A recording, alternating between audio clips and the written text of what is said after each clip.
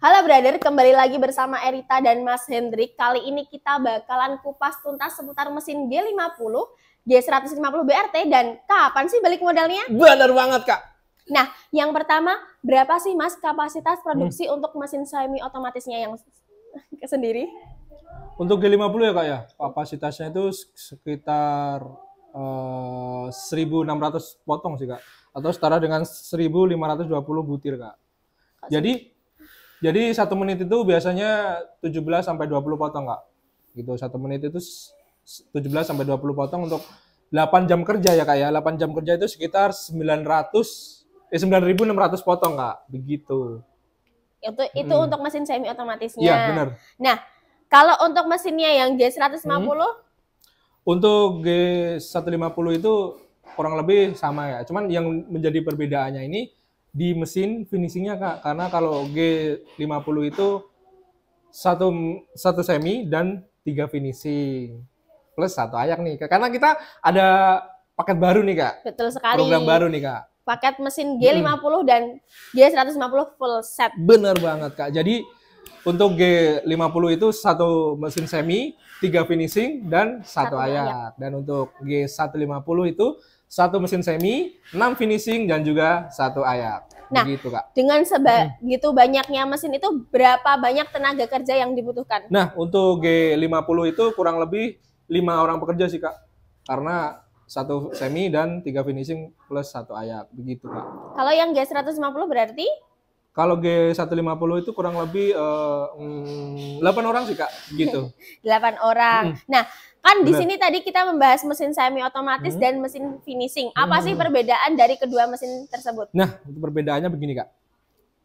Kalau mesin semi kan dari bahan utuh nih, Kak. Bahan utuh itu dimasukkan ke mesin semi menjadi setengah jadi gitu, Kak. Kalau perbedaan di mesin finishing itu menyelesaikan hasil akhir, Kak, begitu. Oh gitu. Jadi seperti judulnya ya, mesin finishing.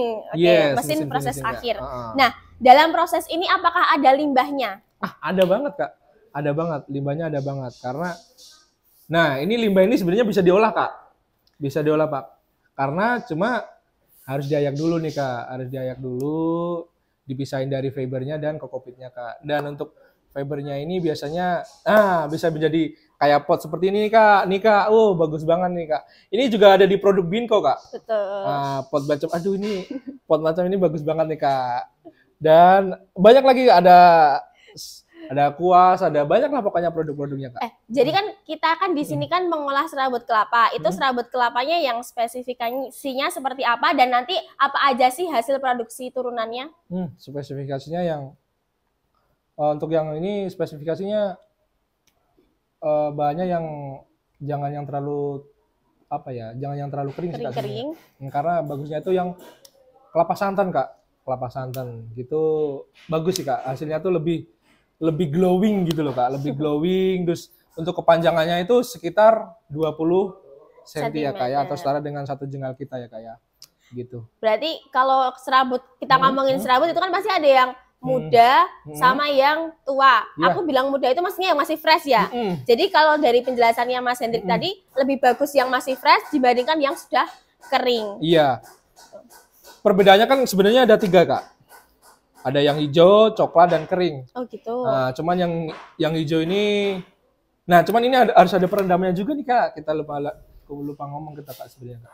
Harus ada perendaman. Jadi hijau itu masuk perendaman kurang lebih 1 jam lah, 20 menit sampai 1 jam lah. Cuman yang coklat ini sekitar 1 sampai 5 hari, Kak. Gitu. Wah, lumayan lama ya, Mas ya. Cuman yang terakhir ini jangan yang terlalu kering nih, Kak. Kalau yang terlalu kering ini asal jangan yang bisa dibakar nih, Kak. Kalau yang terlalu kering itu kurang lebih 1 sampai seminggu sih, Kak. Gitu.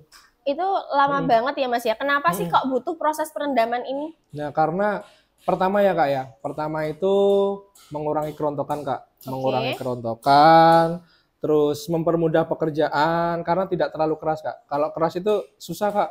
Seperti hati aja, Kak. Keras, aduh susah banget gitu loh, Kak. Tapi apa efeknya kalau kita sengaja proses dalam keadaan kering dan belum direndam? Efeknya itu bisa ke mesin sih, Kak. Mesin nanti efeknya bisa ke paku bisa patah, dan sering macet sih Kak, seperti itu biasanya. Oh, jadi bikin trouble ya? Bener banget Kak. Oke, nah selanjutnya apa aja sih dari serabut kelapa ini jadi apa aja ini? Oh, untuk keturunannya Kak ya? Keturunannya itu bisa menjadi kokopit dan fiber Kak. Cuman itu harus mengalami dari pengayakan dulu nih Kak. Ya, pengayakan dulu, nanti misalnya dari fiber dan kokopit. Kokopit ini bisa banget buat media tanam Kak. Media tanam kita itu di Binko Kak. Binko kita ada media tanam juga ada low EC dan high EC. Contohnya seperti ini Kak. Langsung aja Kak. Ini yang siap pakai. Siap pakai banget Kak. Barang segede ini nih Kak. Nih, barang segede ini sebagus ini Kak. Murah banget Kak. Biasanya ini buat nanam apa sih kokopit ini? Ini kokopit ini ya Kak ya. Ini kokopit siap pakai Kak. Bisa buat melon, bisa buat sayur-sayur, bisa buat cabai, bisa buat terong, bisa buat macam-macam sih Kak ini Kak. Jadi langsung aja dicekot di keranjang kening. Keranjang kening kita Kak, begitu Kak. Jadi kalau kokopit itu kan untuk media tanam. Tapi ada juga koko fiber. Nah, kalau koko fiber ini biasanya jadi apa aja? Fiber ini, kalau ini kan bisa ya Kak ya? Ya. Dan ini fiber ini bisa menjadi pot kayak gini nih Kak. Pot elastis banget nih Kak. Ini anti pecah, lentur banget nih Kak. Anti pecah, elastis banget, ya kan? Iya. Ini anti pecah banget, daya serapnya tinggi karena ini pot ini terbuat dari fiber Kak, gitu loh Kak. Jadi ini daya serapnya itu lebih tinggi Kak, begitu Kak. Dan elastis pastinya. Jadi semua produk turunannya itu bisa diolah dan dimanfaatkan. Tapi kita nggak melupakan produk utamanya. Iya, produk utamanya kita ada Bristol ini Kak, gitu Kak. Koko Bristol ini yang harganya berapa Mas? Di Binko ini harganya kita di harga 14.000 sih Kak. 14.000 per kilo. Per kilonya Kak, per kilo itu 14.000. Kalau untuk fiber dan pit ini kan banyak yang bilang nih kok harganya cuma 1.000, cuma 1.500. Nah, gimana sih biar harganya itu lebih tinggi, nggak cuma 1.000? Untuk harganya lebih tinggi itu kita harus mengolah dulu gitu sih Kak. Iya betul. Jadi buat supplier atau calon supplier yang bertanya-tanya kok harganya cuma 1.000, cuma 1.500 itu karena masih mentah. Kalau pengen harganya lebih tinggi, punya nilai jual yang lebih tinggi, ya diolah dulu kayak kemasan kayak gini. Ini kan butuh kemasan, butuh proses, jadi bukan cuma mentah aja. Nah, kita lanjut pertanyaan lagi nih. Untuk konsumsi dayanya berapa sih untuk mesin G50 dan G150 ini? Perbedaan daya ya Kak ya. Perbedaan daya kita itu khusus untuk produksi aja ya Kak ya. Untuk G50 itu kurang lebih 5.800 watt lah kurang lebih Kak. Wah, cukup tinggi juga ya? Cukup tinggi untuk yang G50. Untuk yang yang G150 itu sekitar 8.500 lebih lah, 8.500 watt lah gitu Kak. Jadi kalau tadi katanya untuk produksi aja ini listriknya khusus ya, nggak boleh dicampur sama listrik Kak. Rumah tangga ya? Jangan dicampur ke rumah tangga, jangan dicampur ke tetangga pastinya Kak. Kita harus dimarahin kalau tetangga. Khusus untuk produksi saja sih Kak. Oh ya, kalau kita ngomongin Bristol lagi, bener. Satu ikat kayak gini berapa sih Mas? Berapa beratnya? Oke, untuk satu ikat ini kita di berat 250 gram Kak. Jadi 1 kilo kan biasanya jadi 4 nih kan nih. Cuma kita harus nimbangnya jangan 1 kilo dulu baru dibagi 4 Kak.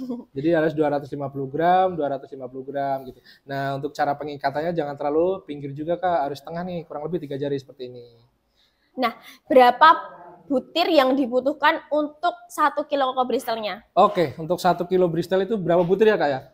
Berapa ya Kak ya? Berapa? Kurang lebih itu 30 butir sih Kak. 30 butir. Dengan spek yang ukuran berapa? Ukuran yang 20 jengkal. Pokoknya ukuran standar ya Kak. Panjangnya itu 20 cm, lebarnya ya sekitar 5 jarian lah Kak. Berarti 30 butir itu estimasi ya? Bisa lebih sedikit atau bisa lebih banyak? Bener banget, tergantung dari bahan baku. Ya, karena bahan baku setiap daerah kan berbeda-beda Kak gitu. Nah, untuk menghasilkan 1 kilo koko Bristol ini butuh berapa lama? Untuk 1 kilo Bristol ini ya Kak, kurang lebih sekitar 15 sampai 30 menitan sih Kak. Tergantung dari operatornya juga sih Kak. Tapi 1 kilo ini basah apa kering Mas? Basah Kak. Masih basah. Jadi nanti namanya basah, kalau dijemur ada penyusutannya ya? Iya, benar. Penyusutannya kita 20% ya Kak? Ya, kurang lebih 20%. Iya. Apalagi sih yang dibutuhkan kecuali air dalam proses perendaman, dalam perawatan mesin barangkali? Perawatan mesin, quality control sih pastinya Kak. Apalagi untuk di mesin seminya ya Kak ya, itu quality controlnya harus benar-benar dan di operator itu harus benar-benar memahami karakter bahan baku seperti apa, karakter mesinnya itu seperti apa, seperti itu Kak. Intinya quality controlnya sih Kak. Kayak oli, baut-baut suka dicek gitu. Apalagi kan kalau mesin itu berjalan tanpa henti itu kan pasti aduh gitu loh Kak. Jadi, harus ada quality controlnya. Ketahanan mesin itu kembali ke perawatan juga ya, sama penggunaannya. Iya, penggunaan yang baik, perawatan yang bagus itu pasti hedon pisan, gitu, nah, Kak. kalau kita ngomongin hasil produksi ya, berapa sih hasil produksi yang dihasilkan dari mesin G50 sama G150 kalau sudah mahir? Kalau sudah mahir. G50 itu kalau udah mahir ya Kak ya, itu sekitar 60 sampai 80 kilo sih Kak. Seharinya. Banyak juga ya? Banyak juga Kak. Dan untuk yang G150 itu sekitar 60 sampai 100 kiloan sih Kak. Wah, banyak ini. Banyak. Tapi gimana ya kalau beberapa orang merasa kok dia nggak mampu untuk memenuhi target minimal itu, gitu. Kan kalau ini kan sudah mahir, kita ngomongin sudah mahir. Tapi kalau dalam berapa lama biar mereka itu bisa mahir? Oke gitu Kak. Biasanya kan gini Kak. Kita kan ada training gitu 3 bulan nih, 3 bulan gitu biasanya masa training ini. Nah, di 4 bulan pertama ini, 4 bulan pertama sampai ke 12 bulan ini kita harus bisa mahir Kak. Karena di 12 bulan ini usaha apa ya? Di BAP kita sudah kembali sih Kak. Seperti itu biasanya sih Kak. Gitu. Jadi kalau untuk BEP-nya tadi diomongin sama Mas Hendrik kurang lebih 12 bulan. Iya, 12 bulan. Dengan harga mesin yang nanti bisa dijelaskan oleh admin. Bener banget. Tapi BEP itu apa sih yang bisa dia bikin cepat BEP sama yang bikin BEP-nya lama? Untuk yang cepat BEP itu dari bulan pertama sih Kak ya. Misalnya di 3 bulan pertama nih produksinya sudah mahir nih, sudah bisa target ya paling 9 bulan atau 10 bulan ke depan udah bisa BEP sih Kak, gitu. Tapi kalau dia yang kerjanya lumayan lama tanggapnya bisa lebih lama lagi? Ya kurang lebih 12 bulan lah, 12 bulan sih Kak. Berarti kalau dari obrolan sama Mas Hendrik itu kurang lebih BEP itu kembali ke hasil produksi supplier, hasil produksi operator nanti berapa. Jadi kalau untuk yang mau BEP-nya cepat ya hasil produksinya harus dimaksimalkan. Harus dimaksimalkan. Nah, begitu Kak.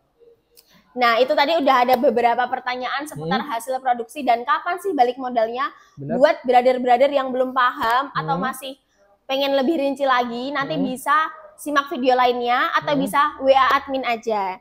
Jadi cukup segitu aja perbincangan antara Erita dan Mas Hendrik. Kami berdua mohon maaf apabila ada kesalahan kata. Cukup sekian dan terima kasih. Bye-bye.